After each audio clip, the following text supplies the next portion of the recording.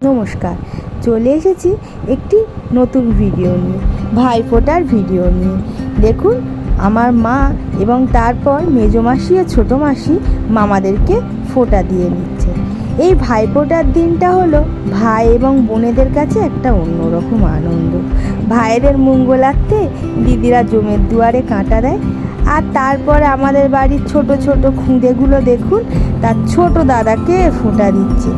এমনি দিনে দুজনে মারপিট করে এত ঠেকিয়ে রাখা যায় না, কিন্তু ভাইফোঁটার দিন দেখুন ঠিক দাদার কপালে ফোঁটা দিয়ে তাকে আবার খাওয়াচ্ছে।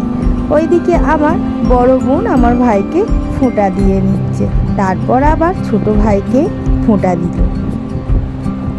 আর ওকে দেখতে ওরকম বিচ্ছু, জানেন তো, এক জায়গায় একদম বসে না, কিন্তু ভাইফোঁটা নেওয়ার এত আগ্রহ, ঠিক বসে আছে। আর এরাও বেশ মন্ত্রগুলো মুখস্থ করেছে, ঠিকঠাক বলছে। তারপরে কি বলুন তো, বাঙালির যে কোনো অনুষ্ঠান মানে ভুরি ভোজ। এদিকে করেছিল বাড়িতে চিংড়ির মালাইকারি, চিংড়ির মতো কাঠি দিয়ে চিংড়িগুলোকে বেশ লম্বা লম্বা করা হলো। তারপরে পমফ্রেট ফ্রাইও করা হয়েছিল। এই পমফ্রেট মাছগুলোকে দেখলে কীরকম রূপো রূপো মনে হয়, আসলে যা হারে সাদা চকচক করে তো ঠিক এই রকমই মনে হয়। তারপর কড়াইতে ছোটো মামা বেশ মাংসটা কষছিল, রান্নাটাও বেশ বরাবর ভালোই করে, যে কারণবশত ওকে দিয়েই মাংসটা করানো হচ্ছিল।